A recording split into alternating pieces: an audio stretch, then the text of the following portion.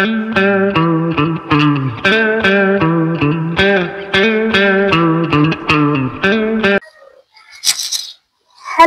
Welcome back to my YouTube channel connect डिभामा तपाईहरुलाई स्वागत गर्दछु। सदाको चाहिँ आज नयाँ भिडियो लिएर तपाईहरु माझ उपस्थित भइसकेकी छु। चिसो चिसो छ मौसम, पानी परिरहेछ तर बिजोग बिजोग बिजोग त्यो हावा हुरी यस्तो चल्न थालेको छ साँझ परेपछि।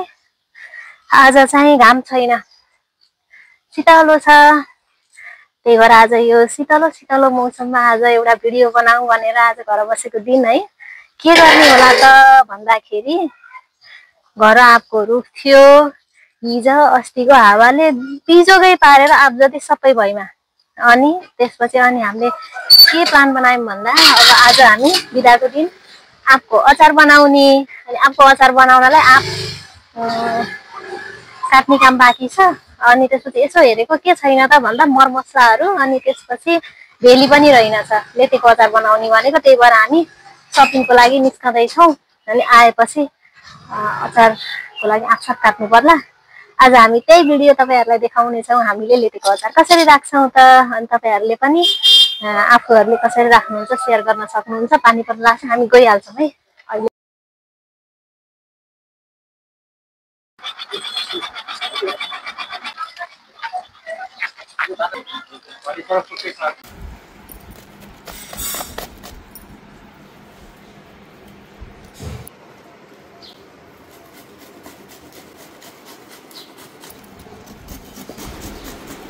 यो खटिमिटीको अचारलाई हामीले काट्न भन्दा कोरेसोले कोर्न चाहिँ साह्रै सजिलो लाग्यो। त्यो पनि एकचोटि ट्राई गर्नु होला है।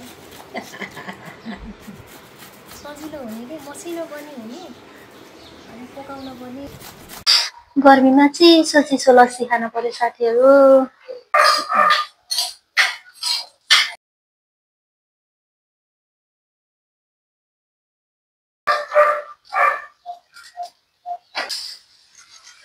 धेरै नै छ, अलि धेरै नै बुझ्नु पर्ने छ।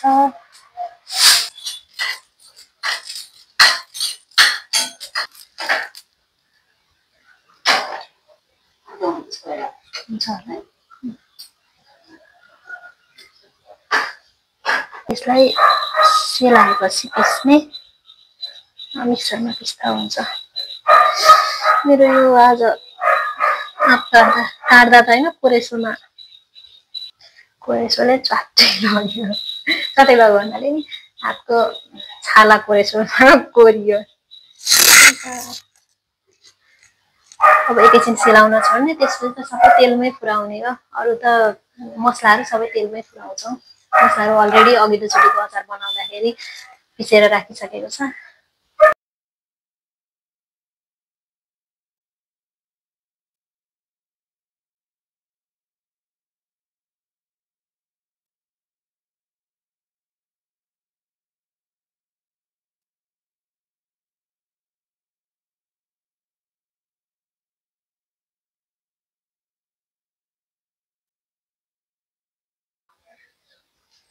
अचार बनाउन सुरु भइसक्यो। तेल बसाल्नु भएको छ। आज अचार चाहिँ मम्मीले बनाउँदै हुनुहुन्छ। सुरुमा तेल बसाल्नु भएको छ। अब मम्मी भन्नुहुन्छ है के राख्नुहुन्छ मम्मीले। पनि भन्नु है हजुरले।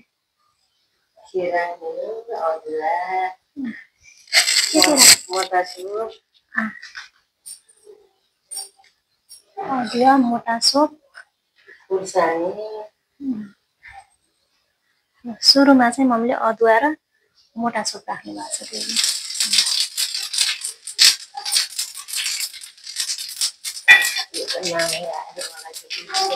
मुङ्ग्रिलो यसले चाहिँ के गर्छ? यसले अचारलाई टेस्टी बनाउँछ, मिठो हुन्छ। यो टेस्ट इन्हान्सरको लागि चाहिँ मुङ्ग्रिलो।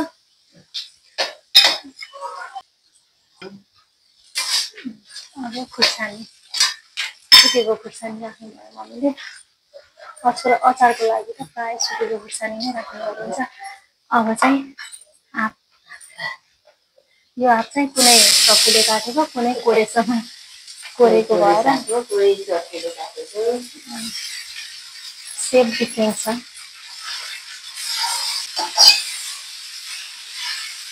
चलाउँदै पकाउने त होला नि चलाउने पकाउने सोध्नु पाक्ने बेलामा सोध्ने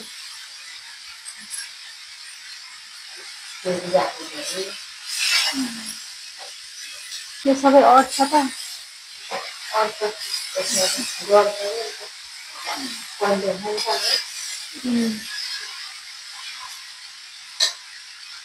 कालो पऱ्यो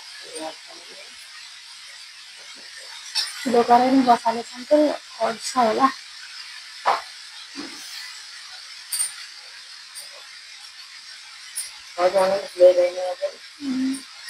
त्यो किसिमले गलेर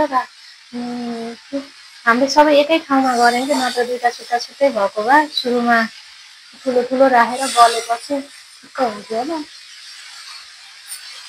काट्दा काट्दै सबै मिक्स गऱ्यौँ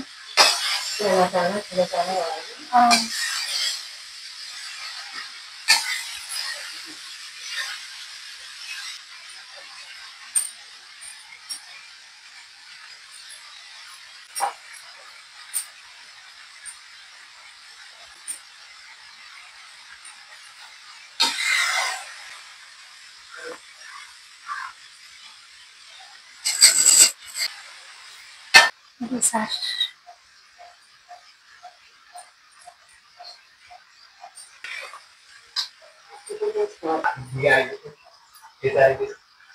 बाबु नचलाउन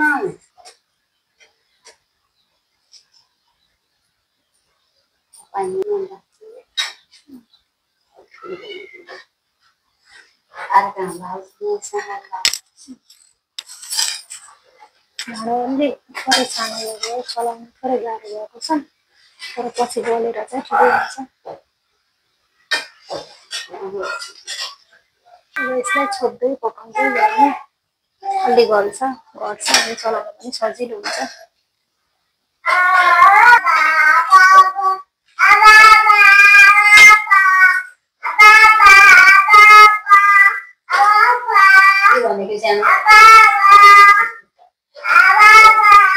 के भनिस्यौ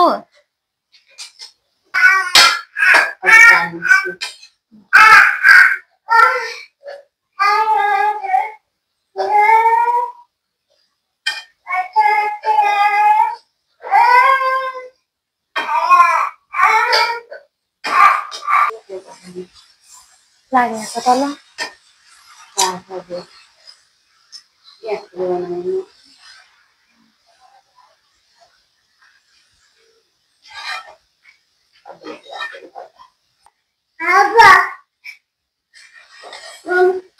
अब चाहिँ हामी भेजी हाल्ने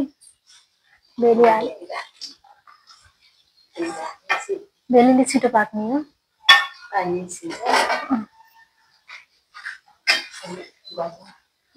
अलि गल्न मद्दत गर्छ कि भनेर भेली चाहिँ टुक्रा टुक्रा पारेर काटेर राख्ने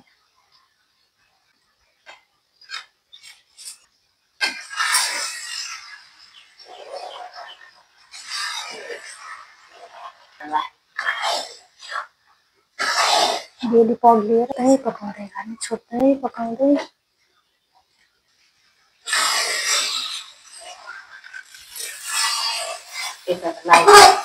लागेको छ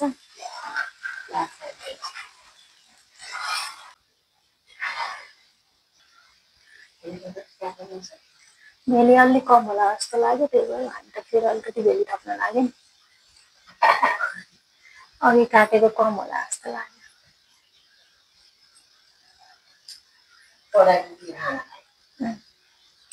इच्छा अनुसार स्वाद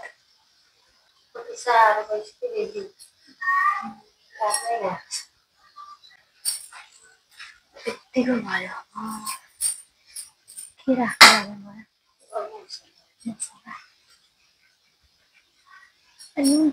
बढी होला नुन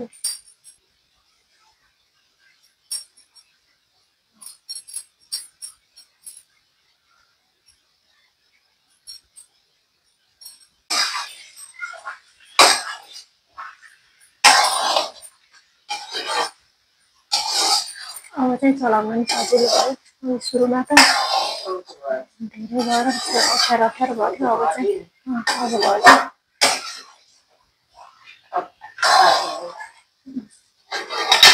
एकछिन चलाइदिएपछि हाम्रो चाना चाहिँ कुनै ठुलो कुनै सानो भयो त्यही भएर अलिअलि गाडीले चलाउने कि भन्ने कुरो छ अब चाहिँ हामी छोप राख्छौँ अब पाक्ने पाक्ने स्टेजमा पुगिसकेको छ के को छोपो मम्मी हो तोरीको छोप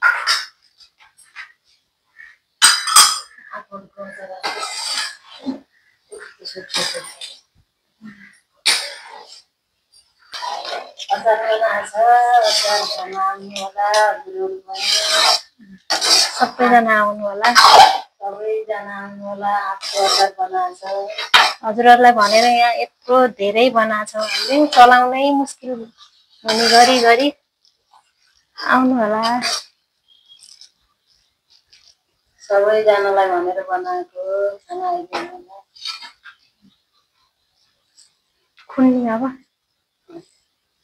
गाडीले चलाउनु यो इक्वल भएन क्या हाम्रो कुनै मसिनो कुनै ठुलो भयो त्यही भएर अलिअलि खुन्न पर्ने भयो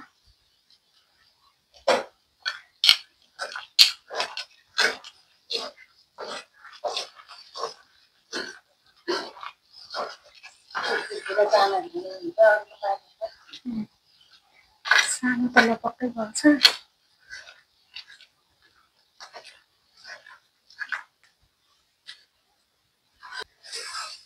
अब चाहिँ हाम्रो रेडी हुन लागिसकेको छ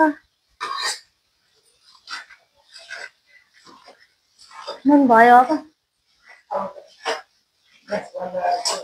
हुन्छ नि अब हाम्रो अचार रेडी भयो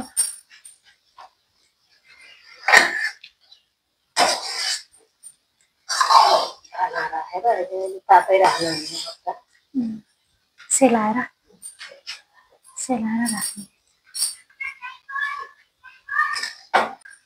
अब हामीले सेलाउनलाई चाहिँ थालमा राखेको छौँ अब यो सेलाइसकेपछि बट्टामा प्याक गरेर अनि हामीले फ्रिजमा राखेर यसलाई लामै समयसम्म अचारको रूपमा खान सकिन्छ अचार बनायो हामीले हजुरहरू पनि खाना आउनु होला पछि समुद्र आउँछु फ्रिजमा राख्ने भने कस्तो सबैजना आउनु होला ल त आजको भिडियो यही हेरेर प्रतिक्रिया दिनु होला कस्तो भयो मम्मीले बनाउनु भएको अचार अब bye bye see you in next blog मम्मीको अचारवाला ब्लग चाहिँ हेरिदिनु होला